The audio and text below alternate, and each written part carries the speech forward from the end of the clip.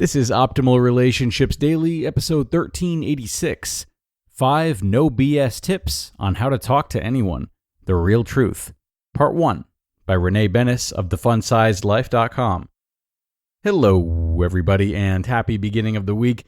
Greg Audino here, your host. So glad to have you with us on a Monday. Definitely the right way to start off a new week, getting in touch with some good content that can help you consider your relationships and how to make the most of them. But this party will actually continue into tomorrow, as my post today is longer and will be split into 2 parts. So, let's not wait any longer. I'm going to jump into part 1 now of Renee Benes' list of tips on how to talk to anyone as we optimize your life. 5 No BS Tips on How to Talk to Anyone. The Real Truth. Part 1 by Renee Benes of thefunsizedlife.com. My husband Tom and I were recently chatting, and he was telling me about how he'd been describing me to his new coworkers. One man said his girlfriend is pretty shy, and Tom replied with, "My wife can talk to anyone for an hour, whether they're 5 or 90. I lit up hearing him say that, even though he didn't think much of it. In a single moment, I became aware of this amazing talent that I never realized I possessed. I really can sit and talk to just about anyone for an hour and love every single minute of it. When I shared this story on TikTok, I had a lot of people asking how it was so easy for me. I've had some time to mull it over, and I've put together my 5 best tips. Heads up, this isn't some BS fluff post. This is the real hardcore truth. Everyone is talking about you. Have you ever stopped to realize just how many people aren't walking around actually caring about one another? I mean, this is something motivational speakers spout off all the time. People aren't thinking about you, they're thinking about themselves. I've always kind of had a beef with that quote, to be honest, because the truth is, people care a lot about other people. Like, a lot. Who'd you vote for? Did you see what she was wearing on the beach? Oh my gosh, did you hear what he did? No matter where you go, there's no shortage of people gossiping and filling their precious time on earth talking about other people. And honestly, it's rarely nice stuff. People are most definitely talking about you, just like you talk about other people. Why do the motivational gurus spout this stuff off then? Because even though so many people will go about their days talking about other people behind their backs, the truth is, it's all usually coming from a self-serving agenda. The self-serve agenda. You want to know who people vote for to see if they think like you. Then maybe you'll go into a panic that you voted for the wrong person, or use this as an excuse to determine that they are a person whose moral standpoints must be different than your own. Therefore, you have nothing in common. You want to point out what she was wearing on the beach because, well, it's not something you would wear. Can we all just take a minute to agree? Who cares? When you're triggered or annoyed by something someone else is wearing, that's still all about you. Dive into it. Figure out what emotions it's hitting. That's on you, not the other person. You want to talk about what he did because, well, I don't know. Why do you? Do you feel superior if what you feel another person did is somehow beneath you? Are you just hiding from your own life? I think it would have to be that one for me. What? We're being honest here, right? I'm not going to act like I've never once talked about someone else behind their back. In fact, I've spent an obscene amount of my time on Earth caring far too much about what other people were doing and talking about how they were conducting their lives. Most likely the reason behind it was because it was much easier to talk about other people's perceived shortcomings than it was to look myself in the mirror and admit all the stuff I wasn't taking action on in my own life. Other people's movement tends to make us hyper-aware of our stagnation, and in an attempt to justify our lack of action, we simply talk poorly about others. So yeah, you care about you. I guess what I'm saying is that, yeah, at the end of the day, we're all pretty concerned with protecting ourselves and our ego. Here's the thing about me, though. I've not always been good at talking to people.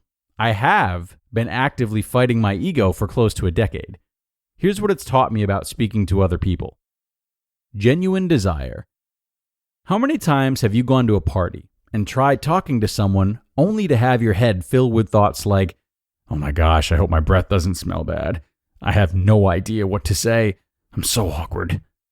This used to happen to me all the time, and if you're anything like that, I once was you. Sat there being so nervous about how I was being perceived by the other person that I barely heard a word they were saying. I remember reading Amy Cuddy's book, Presence, and in the book, she mentions that without realizing it, anxiety can make us extremely self-centered people. Now, I know no one wants to be self-centered, and anxiety is a tough gig to kick. However, reading her words kind of made me realize just how true this was. Whenever I found myself lost in a thought spiral, I'm instantly transported out of the moment, and my consciousness is so lost in my mind, concerned with whatever new thing I found to concern myself with. What am I getting at? The first step to learning to talk to anyone is to have a genuine desire to get to know them. This, however, requires that we willingly unoccupy our own mind for the time being. It means we release our own inner fears about not being good enough, long enough to experience another person and who they are, and not judge them while we do. Releasing your story. We all grew up learning how the world should be, what's right or wrong to believe, and never stopped to question the fact that the people we learned all of these things from simply regurgitated the information down to us through their bloodline and life experience. Spoiler alert, no one in the history of the world actually knew what they were doing. They just made everything up as they went along and then handed down the made-up stuff to their ancestors, aka you. The late Bob Proctor referred to this as our paradigm. Actually, good old Bob didn't coin that term, but he's the one I learned it from, so I'm going to go ahead and give him the credit. Our paradigm is a grouped set of rules and beliefs that we've deemed to be true about the world around us. These rules might be: the earth is round. Years ago, someone would have died fighting to prove it was flat.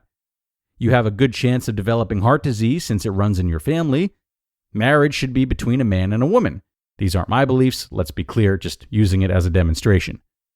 This paradigm of ours can seem genuinely harmless or be causing us to carry around some serious biases towards other people. No matter what the case, they're most definitely dictating our story. And when we insist on holding on to our story, we instantly close ourselves off to the stories of others. Imagine a book remaining closed for the entirety of its existence. It's true, if it stays shut, no one can tamper with the words that are written within the book. No one can challenge it. However, the book will ultimately have been a waste, never being seen, read, or appreciated by anyone. So, what if we all just agreed to release our stories, to share them with the world while also remaining open to the fact that somewhere along the way, someone might alter our story? To be continued. You just listened to part 1 of the post titled 5 No BS Tips on How to Talk to Anyone, The Real Truth, by Renee Benes of thefunsizedlife.com. And ORD listeners, we all know that learning to manage daily stress and anxious thoughts is something that everybody wants, but many of us don't know where to even begin. Well, I recommend our sponsor, Noom Mood. With Noom Mood, you'll take the journey to mental wellness one step at a time. Their guided approach teaches you the power of shifting your mindset in just a few minutes a day, and it helps you in doing so. It's really helped me to be more trusting in myself to handle adversity, and the better I get with this, the less overthinking and exhaustive planning I do, which frees up so much of my time, not to mention my mental space. But one size does not fit all. You can navigate the program at your own pace for your own struggles, and you'll also have the support of a coach along the way. So start to worry less and feel happier by using Noom for just 10 minutes per day. Sign up for your trial at noom.com/ORD. That's NOOM.com/ORD to start your trial today. And many thanks to Renee for a great first half of this post. It seems to me that a tough line is being towed here so far. The line between let's just release and commit to sharing our stories, and it takes a long time to be able to do that if we want to do that due to any type of conditioning. And though we still have the second half to read tomorrow, I think it's important for anyone hearing this content or similar content to really sit with themselves and consider where they fall on that spectrum. It's not as cut and dry as we'd hope for it to be, just letting go and opening up without fear of judgment. And assuming that you can just let go will likely hurt you more. So, to make progress towards this, start the journey with questions like, what do I open up about easily, and then what's harder for me? Who is the hardest person for me to open up to? What subjects have I been taught are taboo?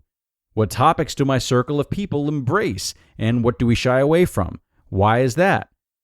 These expository questions can get you some answers on your individual relationship to this type of idea, and it's an important side exercise to this type of article, in my opinion.